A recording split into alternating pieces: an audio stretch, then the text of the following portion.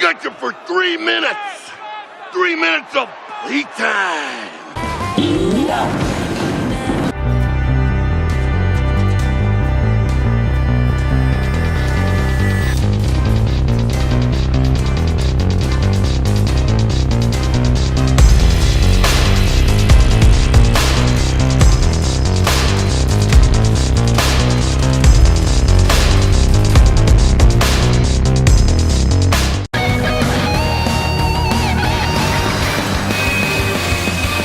What's up, everyone? I am the Kaiju no Kami, and today I'm going to be taking a look at Mill Creek's recent Blu-ray release of Ultraman Ginga and Ultraman Ginga S. As you can see, it's just like every other Blu-ray release, a slipcase, the case, front, back, discs in a tray, and a booklet. A booklet that has episode information and monsters and the usual stuff, usual bad grammar and things as well, so yeah. To celebrate the 50th anniversary of Tsuburaya Productions, the company decided to bring Ultraman back to the airwaves after Neo Ultra Q had ended with a series titled Ultraman Ginga. In this show, all of the previous Ultramen and monsters were turned into vinyl toys known as spark dolls that could come to life with a specialized device known as a spark. Ginga may be the Ultra equivalent to Pokemon, as the heroes have gotta catch them all in order to save all the spark dolls from an evil being known as Dark Lugia. At least for the first season. The second season of the series, called Ginga S, returned to a more traditional format, with there being a military science team defending the world from monsters. Clearly, Ginga did well enough to launch an entire stream of shows that have been non-stop since 2013. The question is Ultraman Ginga a solid return to the franchise, or did fans get lucky that Ultraman X happened? Whatever the case may be, let's kick this review off with a look at the show's heroes. The heroes. The first season of Ginga revolves around a group of former classmates who are, for some reason, hanging out in their condemned elementary school, while the second season brings back the military organization, this time a group known as the Ultra Party Guardians, or UPG. Although I have to say their name is very misleading because they never seem to have a party.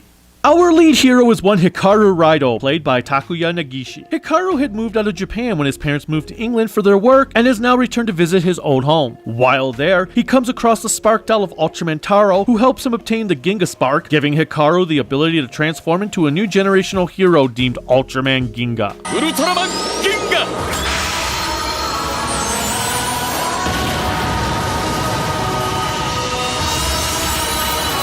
Dude, aren't you a little old to be playing with toys? I stand corrected. Not only that, but the Ginga Spark also allows Hikaru to merge with various monsters so he can take on the form of someone like Black King or Pandan before starting his 3-minute time limit as Ginga. Ultraman Thunder Darambia!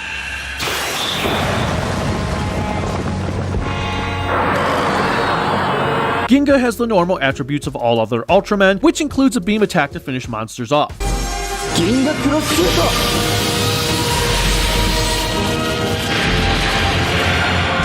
In his second season, he receives a bracelet-like device from Taro that enables him to access the capabilities of the original 6 Ultra Brothers, along with having an upgraded form that he calls Strium.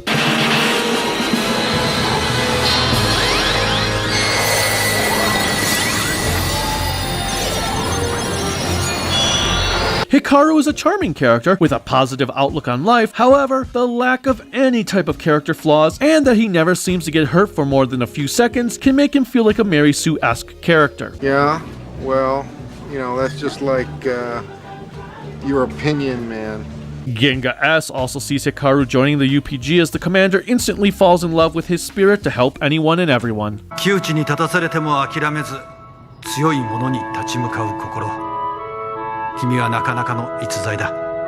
the dual seasonal nature of the series, there are 2 different groups of supporting characters that interact with Hikaru. In the first season, as I already mentioned, he meets up with a trio of former classmates. This includes his shy love interest who wants to make sweets, Misuzu Isurugi, who he is reunited with by her being stuck in a runaway baby carriage.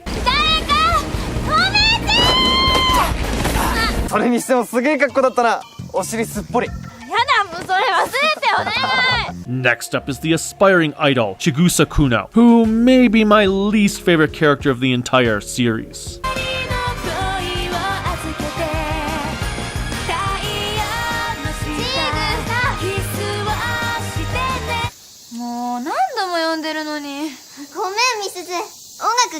Then there is Kento Atari. Kento wants to be a photographer when he grows up.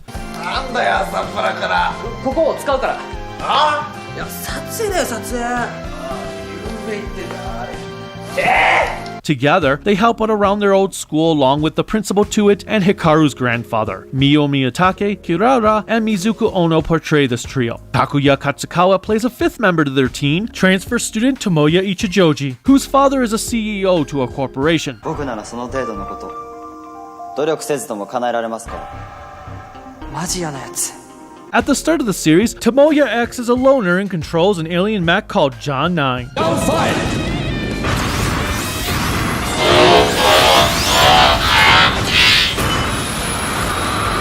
Later, Tomoya joins UPG as their scientific advisor and inventor, though John 9 is nowhere to be found in the second season.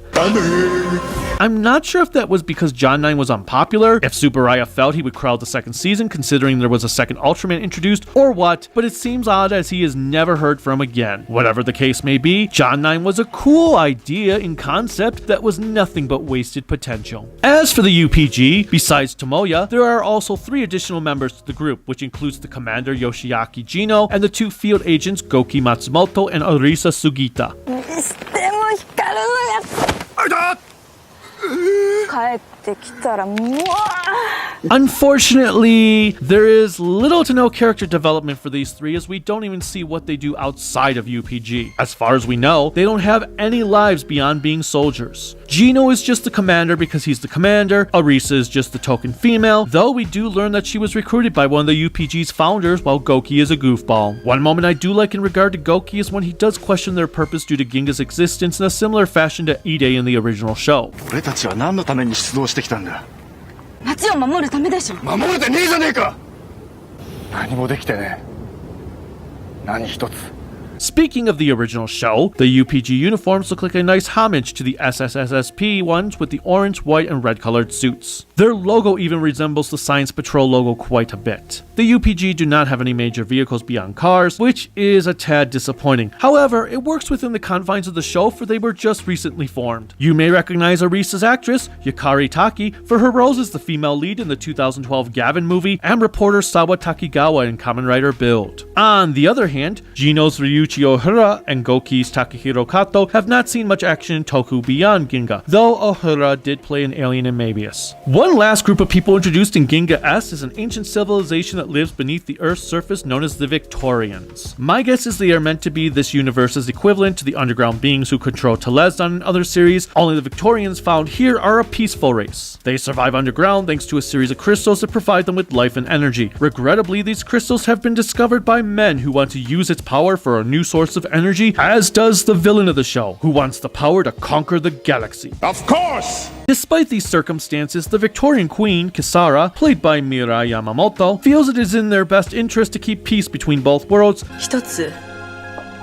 約束がありますくれぐれも地上の生き物を傷つけてはなりません If you have ever watched a modern Super Sentai series, Sho can be compared to a Sixth Ranger as he begins his adventure as a brooding loner that chicks dig, before finally seeing the error of his ways and becomes great friends with Hikaru.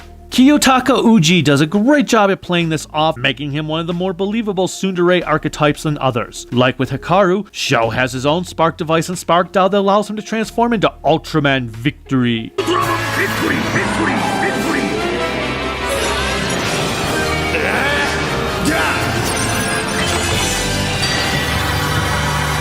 Unlike Ginga, Victory utilizes the talents of monsters that transform his arm into something related to that monster's abilities, be it a bigger arm, a powerful whip, or a sword.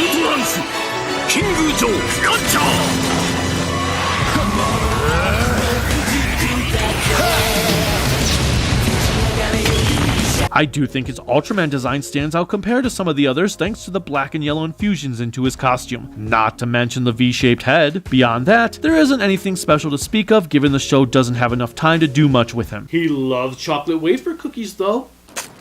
あんたこの町は初めてなのかだったら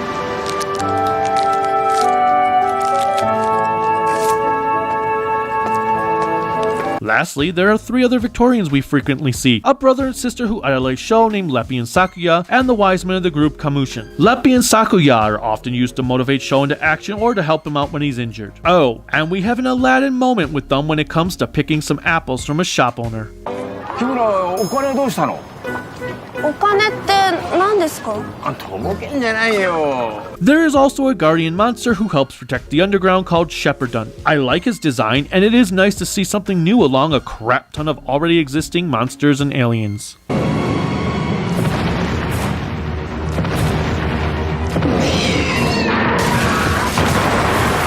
The villains. While Ginga does feature technically 2 main villains, the vast majority of the show is pretty much just your normal standard fare Ultra series with monsters and aliens being featured in each episode. Given it was the first Ultraman series in several years, the vast majority of villains that appear are those that have already existed. We've got your normal gang of critters like Black King, Gamora, Pandan, Ella King, and so on. In the first season, we pretty much only see the main villain from a first-person perspective as he awakens an alien Valky, and later Nako, who will use a person's weakness to trick them into becoming a monster via the Spark Doll in a similar fashion to how Hikaru transforms. また俺と一緒に追っかけっこしようぜ。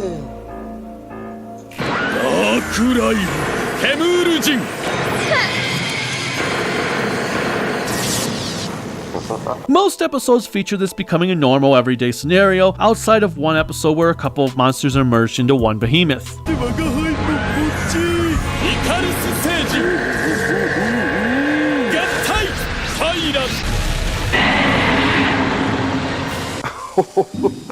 Chris?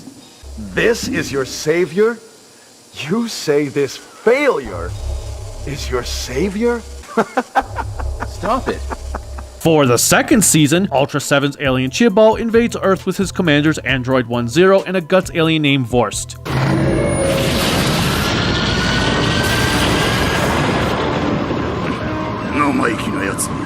Suffice to say, he is not the show's the alien. This is stupid. Chibbal's goal is to acquire the most powerful body in the universe in order to conquer it. While the Chibal himself is quite a bore to watch, there is some slight development for Android 10, and even Vorst gets some good moments.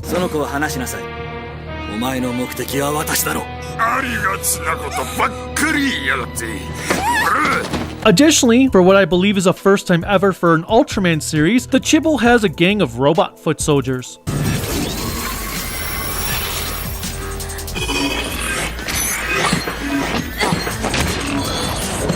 Oh, and the Yapul from Ace returns for an episode and does the normal Yapul thing.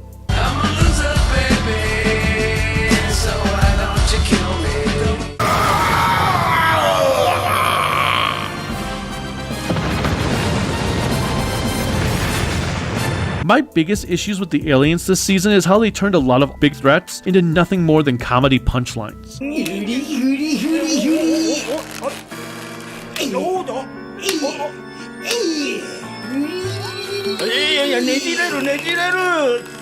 Android 10 and Vorst may be the only ones from the show to stay a true threat. Even the Nako, who caused a lot of damage to Go's livelihood in Return of Ultraman, is nothing more than a flamboyant joke here. I have no idea why they felt the need to do this, but they did.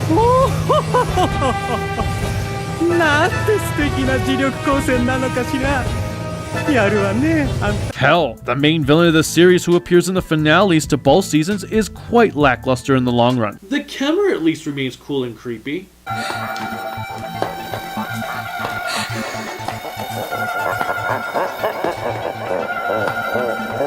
The effects and music. The effects and music are not exactly Ginga's strong point, especially the first season. Ultraman Ginga was met with an extremely tight budget, which forced the production team to keep the series confined to a countryside as opposed to being in big cities that would require extensive miniature work. As such, fights are pretty lackluster in the first season as they are always in the same location, which can get very boring after a while.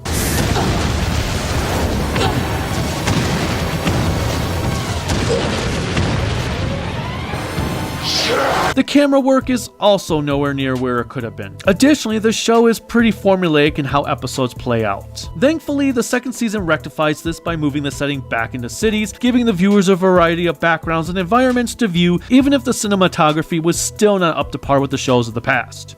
most of the time. There are a few exceptions, one of which I will cover later on in the episode section. The miniatures all look great, but after having seen the later shows where we get car alarms and stuff going off during battle, it seems odd to watch a show that doesn't really have the rest of the environment interact with the big fights going on. The CGI can get excessive at times, especially in the Sparks division, and sometimes flying fights can look a tad gamey.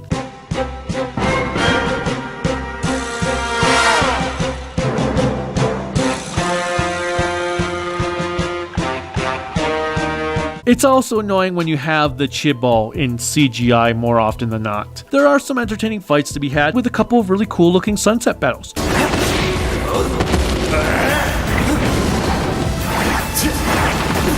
One last complaint I have in this aspect is with the audio. Sometimes it sounds like the actors in Ginga S were shouting way too loud for their mics to handle, so there appears to be some sort of feedback from it. It gets really annoying after a while.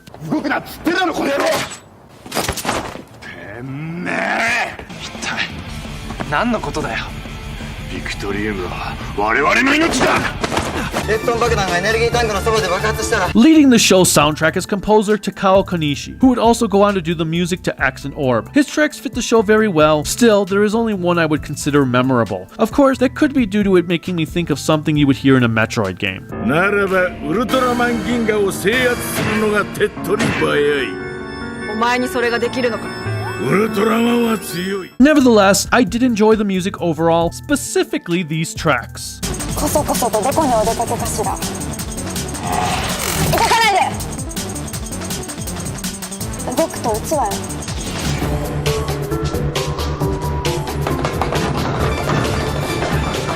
おそらくエネルギールームへ向かっています。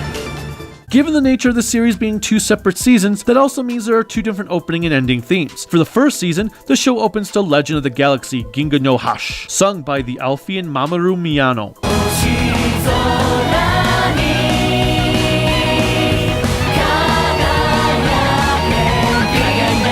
The Elfie is the soul singer for the second opening, Ayu no Uta.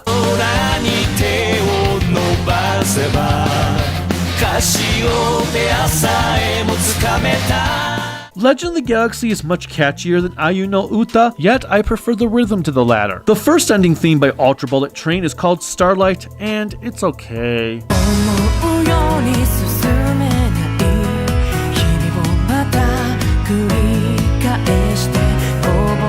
A little too sappy sounding for my taste. It does fit though. The same can be said with Ginga S's ending, Kirameku Murai Yuma no Ginga E.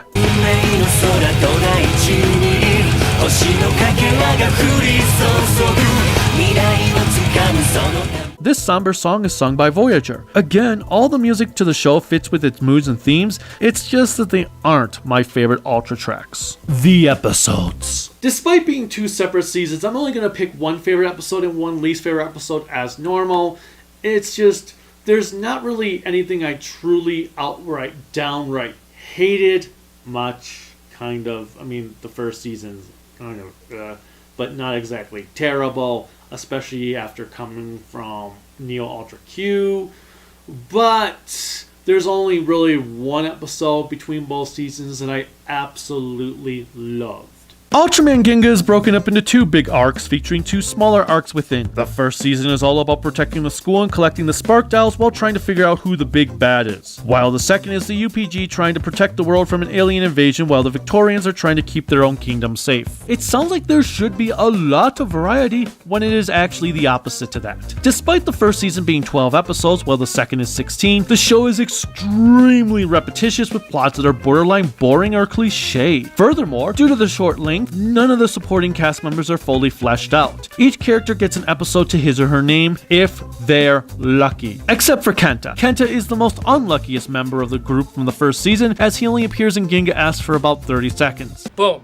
Roasted. With that said, funny enough, both my favorite and least favorite episodes revolve around Chigusa. I have no idea how that happened considering she is my least favorite character in the entire show, but it did. First, let's get the bad out of the way. The episode titled The Idol is Ragon. In this one, Chigusa gets pissed off when a film crew loses their motto and selects Misuzu to be their replacement. 私？ミススがモデルだって？無理です無理です。モデルなんて私恥ずかしくて。 This causes her to go nuts and try to destroy the school using the Ragon Spark Dial. やめろ、チグサ。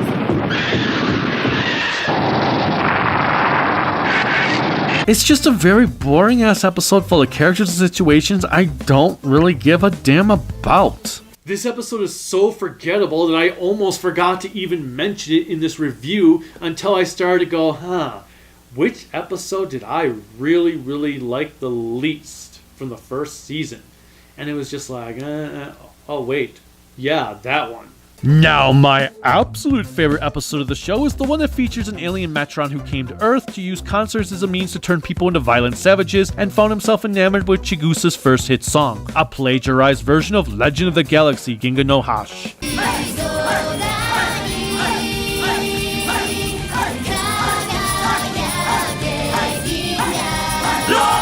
Wait a minute.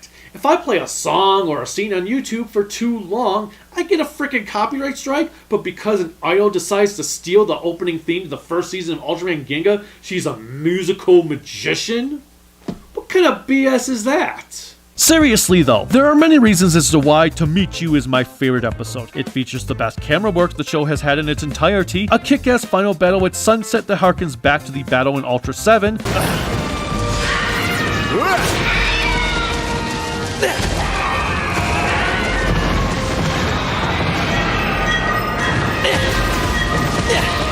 the Metron himself takes on a human disguise that seems reminiscent to a few Showa Toku heroes.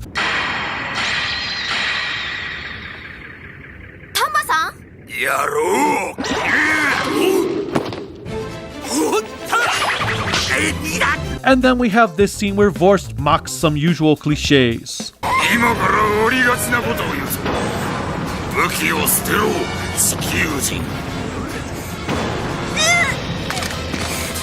It also helps that it is just a fun and entertaining episode all around, making it easily the best episode Ginga has to offer.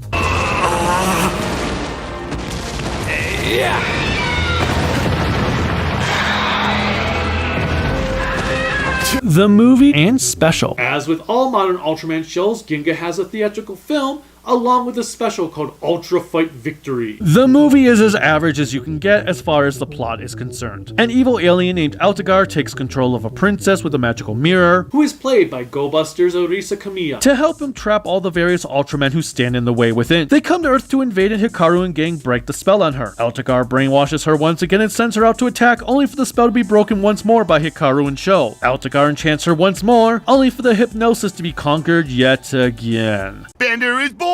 Bender is bored! There is some other stuff that occurs in it, such as Ultraman Cosmos' host arriving on Earth to help defend it. Arisa gets trapped in the world of Geki Ranger.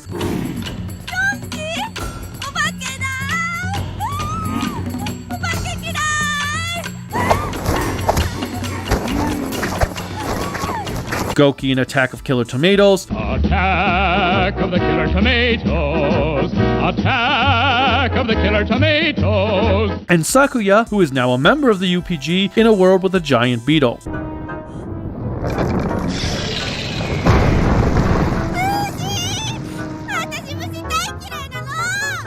As for Hikaru and Sho, they have to have a quick, hour-long, grueling training session where they show off their Mario-like skills.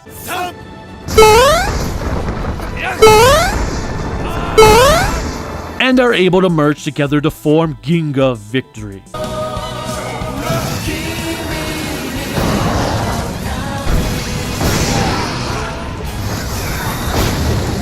A lot of fights occur, a lot of nonsense plays out, and the movie ends without giving the viewer any time to really digest anything that is actually happening on screen at any given time. It just moves from point A to point B to point C and so on. It's very, very bland.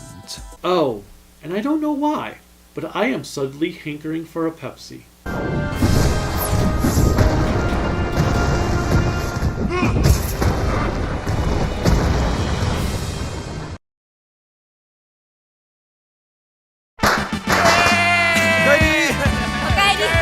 Ultra Fight Victory features the Yapul sending out a bunch of his terrible monsters to attack our heroes while trying to resurrect Judal's Spectre. Victory gets a new weapon and form. Must resist the urge to...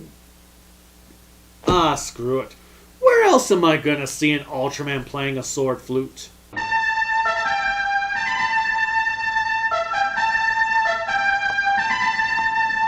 It's fine for what it is, though something just looks off about the colors and everything. The colors look like they've been artificially enhanced, and as I said, it looks off. I don't like it. It doesn't help that most of the backgrounds seem to just be green screened in as well. They just went way overboard on the CGI, even more so than the series did, and I have no idea why. Regardless, the adventure is harmless even if it isn't very good. The Blu-ray. Since I've already shown off the Blu-ray stuff, I don't really need to do that. It's another Ultra Blu-ray, and not exactly Mill Creek's best, though I think that's probably more so because Tsuburaya's poor translations or something. I don't know.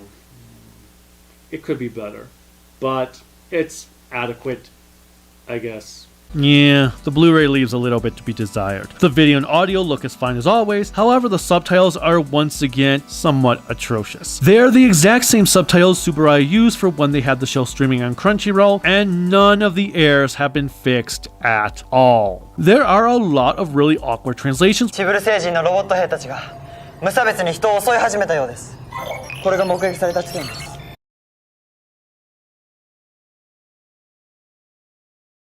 何者かが合気隊員に取り付いているのではないでしょうか。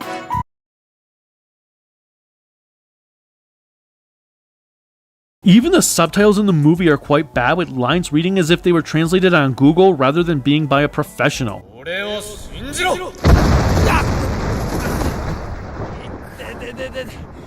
今言ったのはこいつでしょ。ここはお前らの星でしょ。お前らがやらなきゃ誰がこの星を守るんだ。 At this point, you're probably sick of hearing me complain about the subtitles since I'm practically repeating the same information I did with Axe, Orb, and Jeed, but given that Ginga is one of the last modern Heisei era shows to be released on Blu-ray, Tsuburaya or even Mill Creek had plenty of time to quality control the script. Especially since this was one of Tsuburaya's earliest translated shows. Also, yet again, the opening and ending songs are untranslated, nor did they bother to sub the location names in the movie, but the worst has got to be with the Spark Doll segments after each episode of the first season, as those are left without any subtitles whatsoever. 煙ですよろしくです。ていうかあの不気味な部屋にいた気色悪い手は何者っすか。おっといきなり確信をつく質問やな。確かに気になりますね。 I hate to say it, but this is currently my least favorite Ultraman Blu-ray release to date, thanks to the lackluster effort that went into the subtitles. At least the movie and Ultra Fight Victory have English dubs on them for those that want to watch these things dubbed. That's something, right? What happened to me? Don't worry, you're okay. You were controlled by a Talgar the whole time. But no more. I'll protect you from that big devil. Now prepare to receive our power. We will fight with you! They think they're so clever. There it is, the Victorium core. Now, to absorb all this ultra-dimensional energy. What's that devil doing with the Victorium core? Once every 10,000 years, an evil force is able to open a dimensional portal. In a positive twist, the subtitles for Ultra Fight Victory seem to be competently translated, and oh my god, they actually subbed the ending theme.